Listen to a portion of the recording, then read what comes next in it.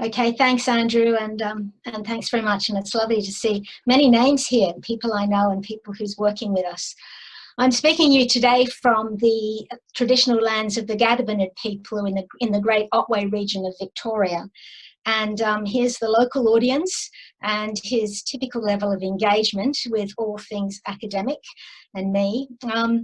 Now, we're still in lockdown here in Victoria, so the big event every day for me is opening my email. So I was delighted the other day when Sarah Norris from the Menzies Centre sent around this paper written by Trish Greenhalgh, where she was getting into some orthodoxies about evidence-based medicine. And the circumstances were that a bunch of people from the Royal Society had been brought together, a multidisciplinary group, to make recommendations on wearing face masks during the COVID crisis. But they had been criticised, soundly stuck into, by a bunch of epidemiologists who criticised them for making policy recommendations in the absence of a quantified estimate of effect from randomised controlled trials. So, of course, Trish was furious about this. And the argument that she was making is that, yes, we do need an evidence-based practice, drawing on evidence from randomised controlled trials. But we also need to understand and think about what we can learn from practice-based evidence, drawing on an argument that was actually put by Larry Green in the health promotion literature many years ago. But it wasn't just the causal logic that we should be thinking about here, that we can believe causal logic from practice. There's more that we can learn from practice. Practice teaches us how change processes are orchestrated. Plus, we all love it when Trish Greenhalgh shakes her fist because we all remember our first paradigm clash, at least I do. Mine happened in the context of a randomised controlled trial of a postnatal depression prevention intervention that was being administered in Victoria to 22 different communities. The practitioners who were in charge of implementing this trial were keeping diaries, and we were interviewing them about the process of implementation. And in the first 3 months, the evidence was put together by Therese Riley, and we fed that back to the trial investigators, saying, actually, you've got some problems here. This intervention is not really mixing very well with context. It's not just teething trouble. There might be something more fundamental. Anyway, it was a huge shock to me because the trial investigators decided not to do anything on the basis of the qualitative evidence that was coming from the practitioners. And that was a huge shock to me. I hadn't imagined that that would happen. And rather than get upset or take it personally, we thought maybe there's something universal in this moment. I mean, maybe we can interrogate this and try and understand it better. And I have to say, pretty much everything that I've done since this moment has been trying to make sense of this moment. So today, we're going to be talking about the current status of evidence and research about thinking about adaptation and complex interventions. I'm going to be talking about some empirical insights that we've got from scale-up research in New South Wales, some current learning, and the implications for so what and what next. And the take-home message, which I'll tell you right now, is that I think we may be missing a lot more opportunities to be more effective because we're constrained by conventional orthodoxies to do with scale-up and implementation. But fortunately, the good news is that many of these orthodoxies are now being fast replaced. So this is the current conventional thinking about the voltage drop that happens between the strength of effectiveness in a demonstration project, that might be a randomised controlled trial, through to that moment of implementation in routine practice. And the belief, the understanding about the effects dropping off is often to do with things like the staffing or the training or the resources, or maybe people were adapting the intervention. The definition of adaptation is intentional modifications to an evidence-informed intervention in order to achieve a better fit between an intervention and a new context. And it can be a planned adaptation, things that people do prior when they see it coming down the pipeline, or it can be responsive, changes made in response to emerging contextual issues. And people are a bit worried about adaptation, at least they were initially. And Joseph Durlak is the big guy in this field. He's the pioneer, really, of meta-analyses, of looking at is it better to implement and to keep fidelity to interventions? And according to this paper and this first meta-analysis that he did, it pretty much is that we're much more likely to get the effect that we want if we keep fidelity to what was intended and we keep in fidelity to the dose that was intended. But in this very same paper, he also said that adaptation can be positive. It can be a good thing. And in fact, there's a lot of growing evidence on that adaptation can yield stronger effects than non-adapted interventions. And it can reach people who might otherwise not be reached. And in fact, there's enough happening now in adaptation for these people to have done a scoping review on it last year on all the different frameworks on how you should adapt and produce guidance on it. So, you know, in fact, a lot of their items are things like, well, consult with stakeholders and pre-test the materials. But surprisingly, less than 70% had an item saying you should try and understand what the intervention is in the first place. You should try and understand the intervention theory. Less than 70% said that, which was sacrilegious to me. I mean, how can you understand an intervention if you don't know how it works? Then, of course, another little gift came in the mail to me. This came from Andrew Wilson just a couple of weeks ago. And this one says, of course you have to understand the theory of an intervention. You can't adapt an intervention unless you understand its underlying causal mechanism.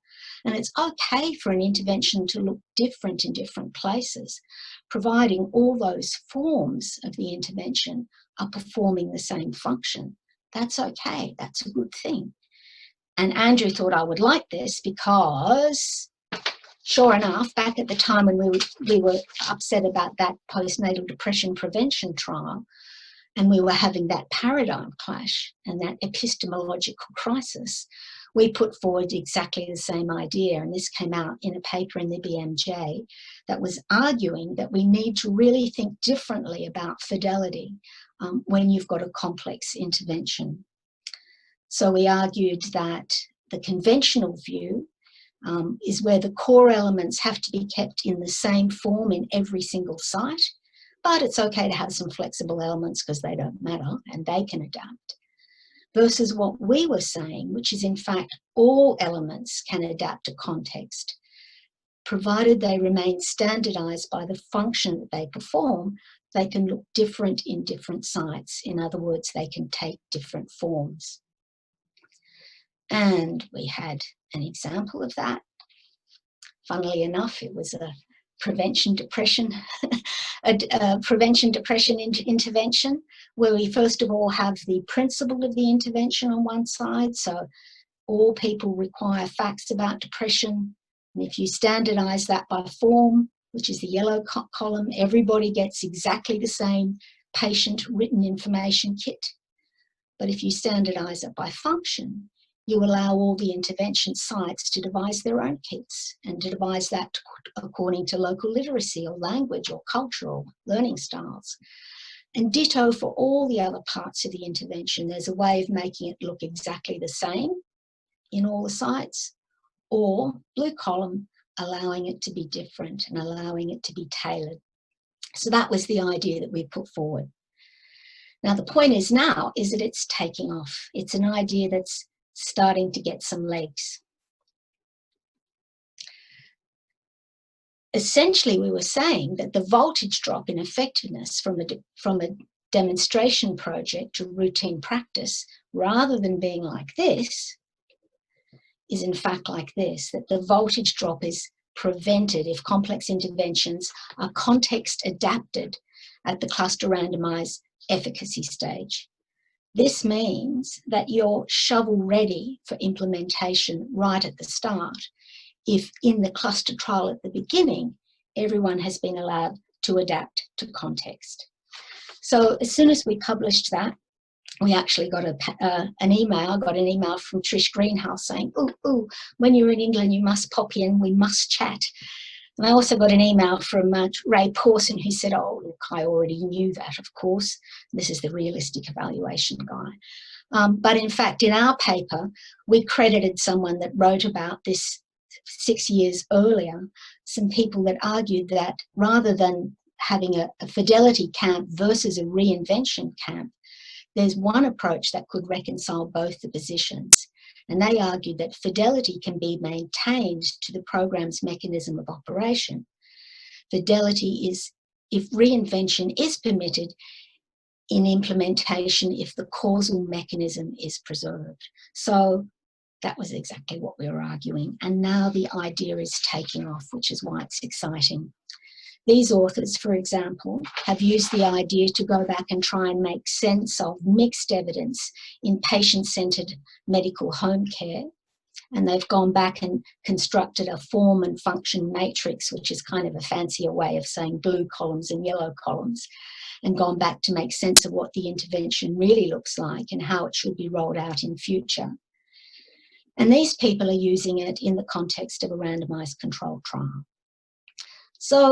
So interventions are changing, conventions are changing. This was the MRC guidelines in 2000, and we slagged these off at the time because they argued that the greater the difficulty in defining exactly what are the active ingredients of an intervention and how they relate to each other, then the greater the likelihood that you are dealing with a complex intervention. And we slag that off because it actually just looks like you don't know what you're doing, or maybe you shouldn't be in charge of this intervention, which happens sometimes. And by 2008, though, the MRC had revised its intervention of complex interventions.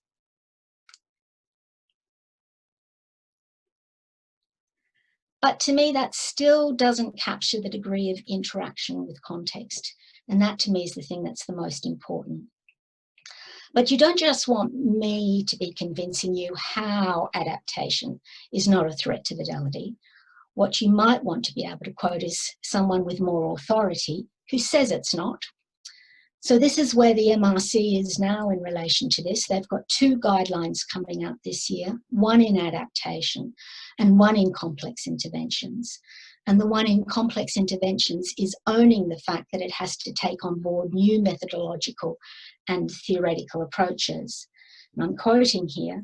It says that there are implications for study design and adaptation, including the fact that standardisation may relate more to the underlying process and function of the intervention than on the specific form of the components delivered. And to their credit, the MRC have involved pretty much any critic that they've had over the last 20 years, so it's a very participatory process. And the big deal for me is not simply that now we're getting permission to adapt and they're adopting a particular idea that I think will liberate context to be more effective, but this is going to open the door to more research to help us understand what's really happening at the coalface. What does it look like? What are the patterns that are emerging? So this is really exciting to me. And after 10 years of being engaged in all of this, it was a total joy for me to then come back to New South Wales and find, in terms of empirical opportunities, the largest ever scale-up of a primary prevention program at the population level that had ever happened in Australia. So I'm now talking about something called the New South Wales Healthy Children's Initiative. This is 2 evidence-based interventions that are being scaled up to every school and early childhood service in New South Wales. It's for childhood obesity prevention, and it's about putting policies into schools and services about healthy eating and physical activity. It's got an extremely high reported reach and uptake after about 5 years. Just let you absorb some of those statistics. They're all at the distinction or high distinction level for those of you who are academics. And at scale, these 2 interventions are expected to have a combined effect of an obesity reduction of 3% by 2025, which is massive. Now, one of the reasons why it might be doing well is not simply that they're putting $45 million into it, so that's a good thing, They're also being rolled out, accompanied by an electronic monitoring and management system called FIMS, Population Health Information and Management System. So that's being put in place to support practitioners to implement and report on these two evidence-based interventions. And it's been an enduring monitoring system. Other countries have tried to do this and it's fallen over.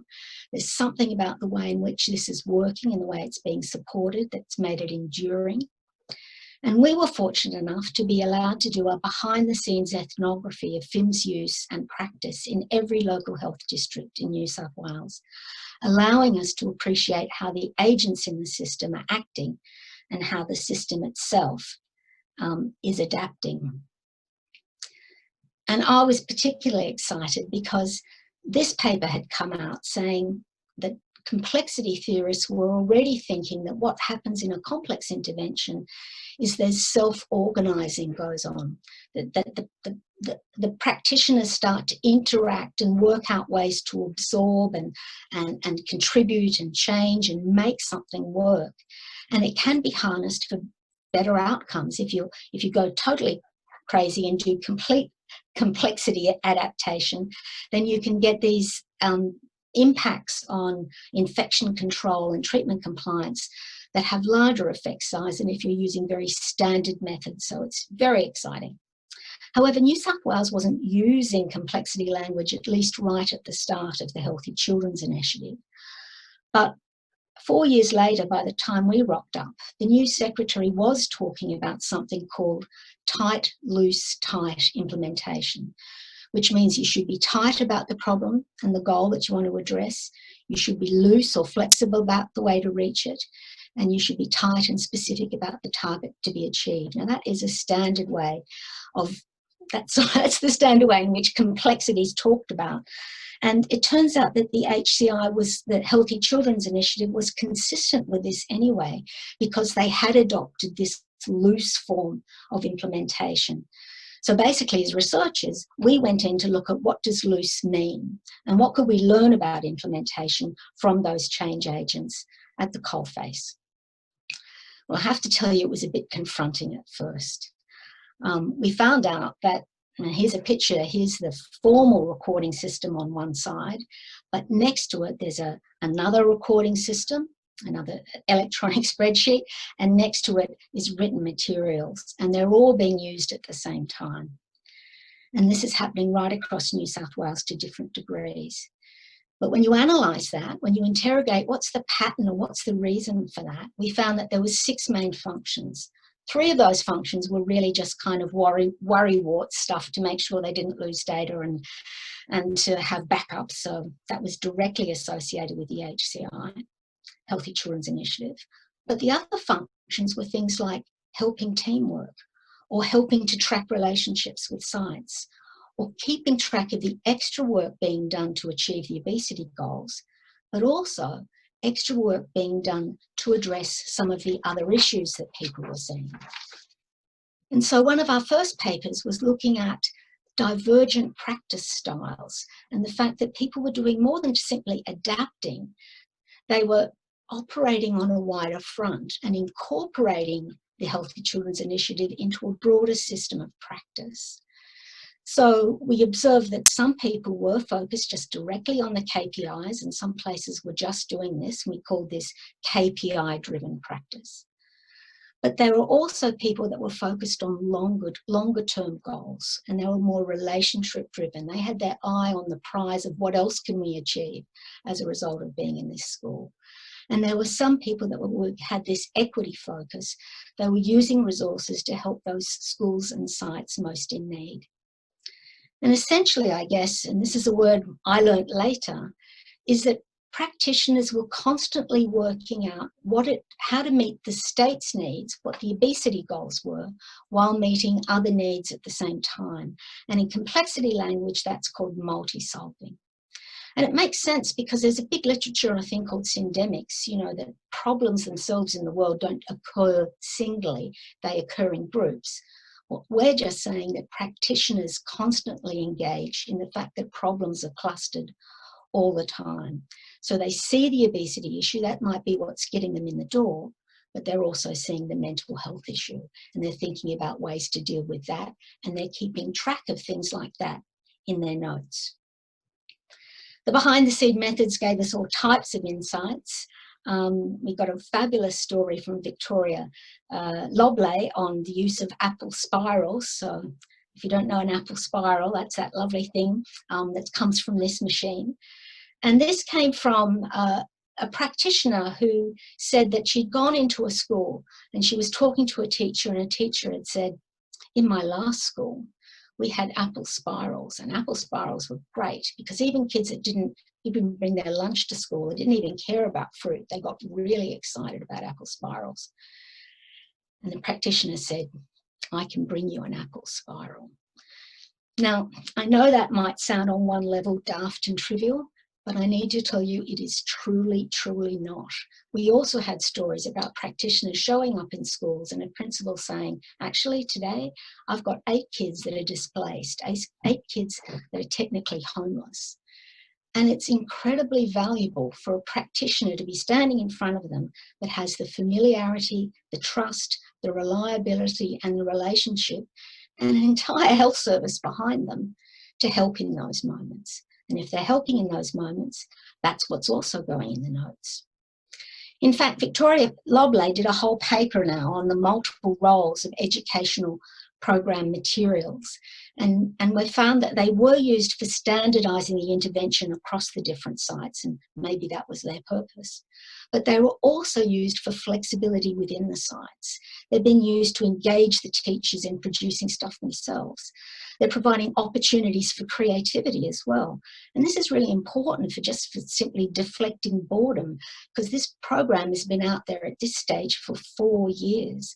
So reinventing and recrafting the program is an important part of where it gets its energy and where it gets its sustainability. So in fact, we found that New South Wales practitioners were doing what these authors recommend.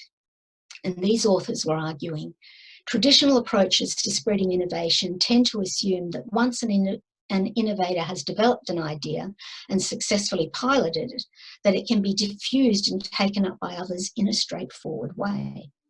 By contrast, we argue that reproducing a complex intervention at scale is a much, much more distributed effort. It involves a good deal of creativity and reinvention from those who are taking it up.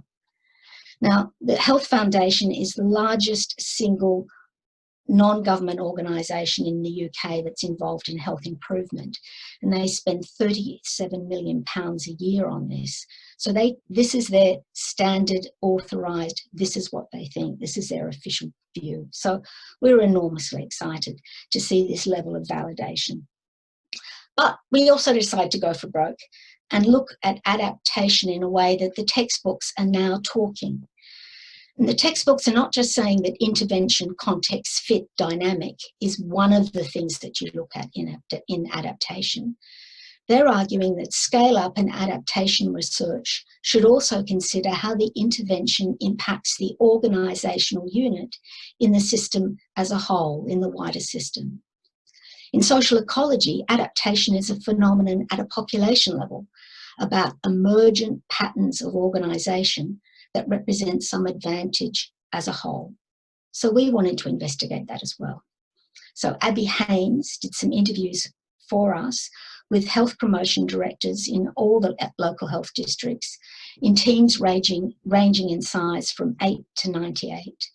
And we asked, well, what was the impact of having the largest ever scale-up of obesity programs and an electronic recording system tied to funding service agreements? I mean, what did it do? What did it do for you? And the biggest message we got back was it saved New South Wales. What was happening in other parts of Australia is that prevention funding was being decimated, and in Queensland in particular, the whole sector was almost taken out. But in New South Wales, the instant dashboard-style data analytics that was being produced by FIMS and could be looked at by the Premier on his or her phone, with the same legitimacy of surgical wait times, really made a difference. And even better, the obesity data was more good news, whereas the surgical wait times is usually bad news. But either way, it gave prevention authority and status. In other words, adoption of the Healthy Children's Initiative and FIMS increased adaptation of prevention in New South Wales. So that was really exciting. But that's at the state level. You can also look at it at the local health district level. And at that point, we started using social network analysis as a way of understanding the social and organisational structure of the health promotion teams. The way you do this is you find out the names of everybody in the health promotion team. This is from the 8 to the 98. And then you give them, everyone, that list of name in an online survey, and you ask them, who do you work with most? Who do you work with most last year? Who do you go to solve advice? And who you're on the same wavelength with. And this only took 11 minutes for everybody to fill out, 14 teams, a 76% response rate. I'm going to keep these results at a very high level here because of the pandemic. We've not actually had the opportunity to meet and feed back to the teams. Our whole project is on hold while people are out there saving lives. So thank you for that life-saving. So let me keep this very general in terms of the kinds of insights that we're getting. This is what you can do when you get a network analysis back. First of all, this is all the people that work in that team. The yellow people is the admin staff. The red one is the health promotion director. The green people are the Healthy Children's Initiative, whether they're in the team or the manager. The blue people are other parts of the health promotion team. And if you're doing FIMS, you're in that little hatched section. So you can see for local health district A, there's a real concentrated, and as you would expect, the HCI team are all working closely together. And all the electronic, the sociology of technology people that are watching this would be fascinated to see how the technology has concentrated relationships into one area of the team. But in a larger team, so this is a team where also there's more green people, more people are part of the Healthy Children's Initiative. They make up a larger proportion of everyone. There's organised differently, and also maybe greater integration between the blue and the green. There's a hint of that, although you'll see down here that there's a concentration of the green team here. Now, statistically, you can do an analysis looking at a thing called homophily, which is the extent to which there are like ties with like people. So you can ask the question across the state, do green people tend to hang out more with green people? And the answer is yes, they do. And it may also have an impact on some things. So this is feeling on the same wavelength in relation to health promotion or your general approach on things. You can see this is quite a modest sized team, and the green people pretty much look like they're out on their own. But the question is this green concentration, is that focus? Or is that siloing? And is this adaptive for prevention, or is it not adaptive for prevention? So this is something which we have to do in discussing this with our participants and with our partners, is to have that conversation about what is this structure telling us. But the important point to make in this seminar is we're in a position to do that because we're looking at adaptation at the system level, not just looking at what's happening at the program level. So we look forward to having that conversation about siloing and also about focus and what's being gained overall. So what? Well, on the whole, and I have to say it pains me to say this as a Victorian, but I do think New South Wales is smarter than it even thinks it is, because they did have loose implementation with this massive program and it was system activating. But it does invite more understanding and thought about how to support it and what it really means. So I think it has told us that adaptation, and we've been given this window into the change processes in the system. And we did learn that a single component or action often had multiple purposes. And it may be that this is what's explaining the success of New South Wales in obesity. What they actually might be doing what they actually might have done is increased their own self-administered dose of prevention at the local level. And we can talk more about why I think that and what that might look like. In future, I think it might mean that we need to have multiple logic models for scale up though, because you might have funded the obesity thing, but if you recognise that there's other things happening around it and other benefits, and that the logic at the local level might have other components, then there might be the door for these multiple logic models, and certainly in the complexity literature, that's where it's going. And I think the other implication of a single component playing a multiple role is that might explain, there's a big literature on de-implementation, on how when you show something doesn't work, how hard it is to get rid of it. Well, it may be because it's having these multiple functions in the same setting, and this is important for us to know this. The second implication, well, if adaptation has meaning at the system level, are we doing enough to assess it? Or are we just thinking that a scaled up program equals success? Certainly if you go into the research literature, it is dominated by the need for scale up. We should be doing scale up. How much scale up are we doing? Should this one be scaled up? But what about at the LHD or the system level? Is it creating the breadth and diversity of practice and capability across a portfolio in order to meet local needs as well as state needs? Now, I'm not saying it's not, and I'm not saying that the practitioners don't know that. I'm saying people like me, the academics, we're not even studying that. We're not even studying that yet. And we should be. We should be part of the solution here. The next lot of implications are about accountability and evaluation. I think we've learnt there needs to be more opportunities for reflection, and that's certainly what you should be doing if you're using a complex adaptive systems approach. You collect data, but you also make a lot of time for reflection and translation of understanding and meaning. I think what we have to look at here is we have to surface all the different adaptations that are happening and ask, is it really fitting with the mechanism of action? It's being done differently here. Does that fit with the causal theory of the program? And find out. We do need loose implementation strategies, and we do need adequate documentation. But I think in some places we also need to loosen up the authorising environment to allow the diversity of practice to be revealed and to be understood. In fact, this seminar was prompted by a discussion about fidelity and how much we were able to reveal in a paper about how much things were being done differently. And we had to say, no, things can be done differently, and provided it fits the causal mechanism of the program, that's okay. So really, it's about the authorising environment, the conventions that are constraining adaptation, that's the reason why I'm talking to you today. And there's no need to be worried. I mean, New South Wales, you are hitting your obesity targets. So there's a lot more to be learnt, though, about what's going on under the surface that also might be of benefit.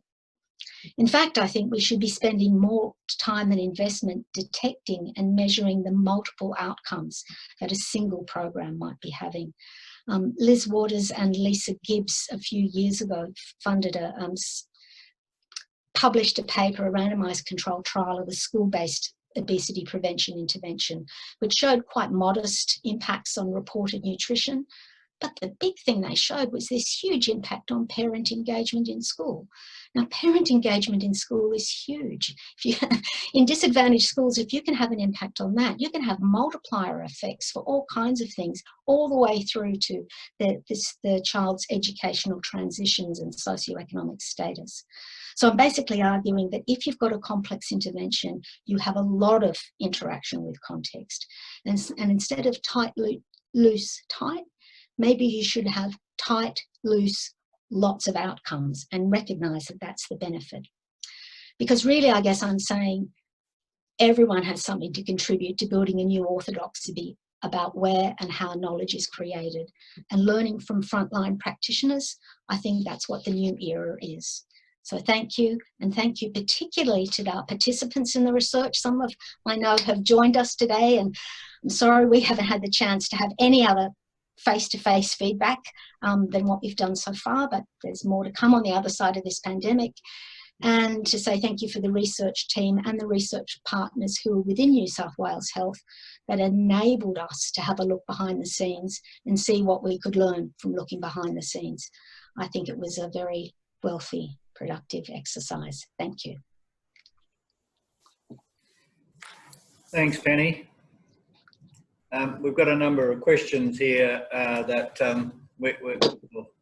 we'll put to you. But please, if there are